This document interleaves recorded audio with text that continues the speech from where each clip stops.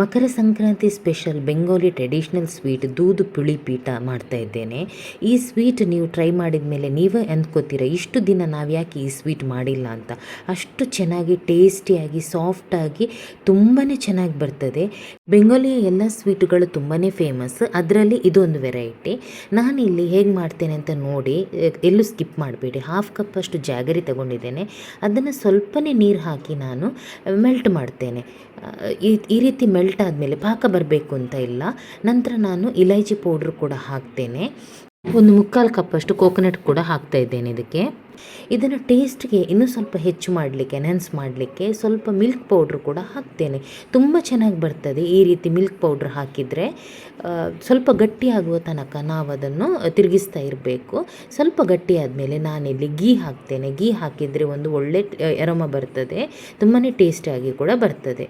ಸ್ವಲ್ಪ ಬೇರೆ ರೀತಿಯಲ್ಲಿ ಮಾಡ್ತಾ ಇದ್ದೇನೆ. ಟ್ರೆಡಿಷ್ನಲ್ ಬೆಂಗಾಲಿ ದೂದ್ ಪೀಠಕ್ಕೆ ಈ ರೀತಿ ಗಾಜರ್ ಹಾಕುವುದಿಲ್ಲ, ಆದರೆ ನಾನು ಸ್ವಲ್ಪ ಬೇರೆ ರೀತಿಯಲ್ಲಿ ನನ್ನದೇ ಮೆಥಡಲ್ಲಿ ಮಾಡ್ತೇನೆ. ಗಾಜರ್ ಹಾಕಿಬಿಟ್ಟು, ಈ ಕಲರ್ ಇದು ಇವಾಗ ಗಾಜರ್ ತುಂಬಾ ಬರ್ತಾ ಇದೆ, ಸೊ ಅದು ಹಾಕಿಬಿಟ್ಟು ನಾನು ಮಾಡ್ತಾ ಇದ್ದೇನೆ. ಕಲರ್ ಕೂಡ ಒಳ್ಳೆ ಬರ್ತದೆ, ನೋಡಲಿಕ್ಕೂ ಚೆನ್ನಾಗಿರುತ್ತೆ ಅಂತ, ಟೇಸ್ಟ್ ಕೂಡ ಒಳ್ಳೆಯದಾಗ್ತದೆ. ಇಲ್ಲಿ 1 ಕಪ್ಪಷ್ಟು ನೀರಿಗೆ ಸಾಲ್ಟ್ ಹಾಕಿಬಿಟ್ಟು ರೈಸ್ ಫ್ಲವರ್ ಅಕ್ಕಿ ಹಿಟ್ಟು ಹಾಕಿ 3 ಚಮಚ ಅಥವಾ 4 ಚಮಚ ಇದರದ್ದು ಪೇಸ್ಟ್ ಹಾಕಿಬಿಟ್ಟು ಗಾಜರಿದ್ದು ಚೆನ್ನಾಗಿ ಅದನ್ನು ಡ್ರೈ ಆಗುವವರೆಗೆ ಮಗಚ್ತೇನೆ. ನಂತರ ಸ್ವಲ್ಪ ಅದಕ್ಕೆ ಗೀ ಹಾಕಿಬಿಟ್ಟು ಸ್ವಲ್ಪ ಹೊತ್ತು ಇಡ್ತೇನೆ. ಸ್ವಲ್ಪ ತಣ್ಣಗಾದ ಮೇಲೆ, ಅಂದರೆ ಕೈಯಲ್ಲಿ ಮುಟ್ಲಿಕ್ಕೆ ನಿಮಗೆ ಆಗಬೇಕು ಅದು ನಾದಲಿಕ್ಕೆ, ಆದಮೇಲೆ ಚೆನ್ನಾಗಿ ನಾದಬೇಕು ಸಾಫ್ಟ್ ಆಗುವವರೆಗೆ. ಅಂದರೆ ಎಲ್ಲೂ ಉಂಡೆ ಮಾಡುವಾಗ ಅದು ಕ್ರ್ಯಾಕ್ ಆಗಬಾರ್ದು. ಮತ್ತು ನಾನು ಇದರಲ್ಲಿ ಹಾಟ್ ಬಾಕ್ಸಲ್ಲಿ ಇಡ್ತೇನೆ, ಯಾಕೆಂದರೆ ತಣ್ಣಗಾದರೆ ಅದು ಗಟ್ಟಿ ಆಗ್ತದೆ ಅಂತ. ಈ ರೀತಿ ಮಾಡಲಿಕ್ಕೆ ಆಗೋದಿಲ್ಲ. ಇಲ್ಲಿ ಕಚೋರಿ ಶೇಪಲ್ಲಿ ಈ ರೀತಿ ಮಾಡಿಬಿಟ್ಟು ನಾವು ಅದರೊಳಗಡೆ ಕೋಕೋನಟ್ಟಿದ್ದು ಫಿಲ್ಲಿಂಗ್ ತುಂಬಿಸಬೇಕು. ನಂತರ ಯಾವ ಶೇಪ್ ಬೇಕು ನೋಡಿ ಆ ಶೇಪಲ್ಲಿ ನಾವು ಇದನ್ನು ಶೇಪ್ ಕೊಡ್ಬೋದು. ಆ ಶೇಪಲ್ಲಿ ಯಾವ ಶೇಪ್ ಈಸಿ ಆಗುತ್ತೋ ಆ ಶೇಪಲ್ಲಿ ಮಾಡಿ ನೀವು. ನಾನೊಂದು 2-3 ಶೇಪ್ ತೋರಿಸ್ತಾ ಇದ್ದೇನೆ. ಈ ರೀತಿ ಮಾಡೋದು ತುಂಬ ಚೆನ್ನಾಗಿ ಬರುತ್ತೆ. ಸಿಂಪಲಾಗಿ ಮಾಡುವ ಬದಲು ನಾನು ಸ್ವಲ್ಪ ಗಾಜರ ಹಾಕಿ ಸ್ವಲ್ಪ ಡಿಫ್ರೆಂಟಾಗಿ ಮಾಡಿದ್ದೇನೆ. ಟೇಸ್ಟ್ ಕೂಡ ಒಳ್ಳೆಯದಾಗ್ತದೆ ಮತ್ತು ನೋಡಲಿಕ್ಕೂ ಚೆನ್ನಾಗಿರ್ತದೆ. ನೋಡಿ ನಾನು ಯಾವ ರೀತಿ ಮಾಡ್ತಾ ಇದ್ದೇನೆ ಅಂತ. ಎಲ್ಲ ಈ ರೀತಿ ಮಾಡಿಬಿಟ್ಟು ಇಡ್ತೇನೆ. ಬೆಂಗಾಲಿ ಸ್ವೀಟ್ಸ್ ಹೆಚ್ಚಾಗಿ ಹಾಲಿಂದ ಮಾಡುವಂಥದ್ದೇ ಇರೋದು.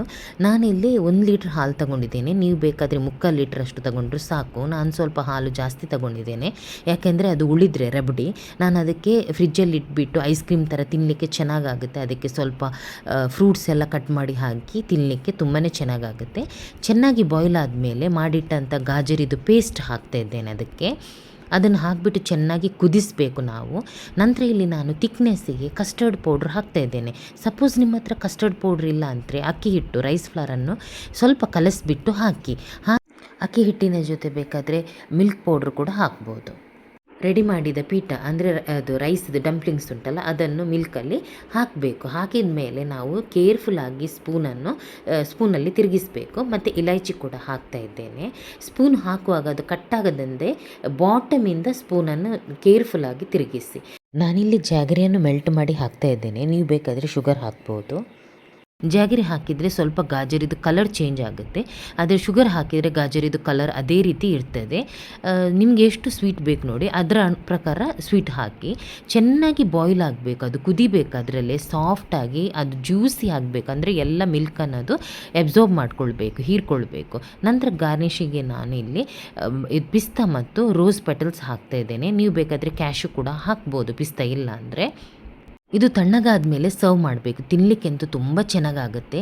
ಯಾರಾದರೂ ಗೆಸ್ಟ್ ಬಂದಾಗ ಒಂದು ಸಲ ನೀವು ಇದನ್ನು ಮಾಡಿಕೊಡಿ, ಅವರು ಹೊಗಳಿದಾಗ ನಿಮಗೇ ಗೊತ್ತಾಗುತ್ತೆ ಎಷ್ಟು ಚೆನ್ನಾಗಾಗುತ್ತೆ ಅಂತ.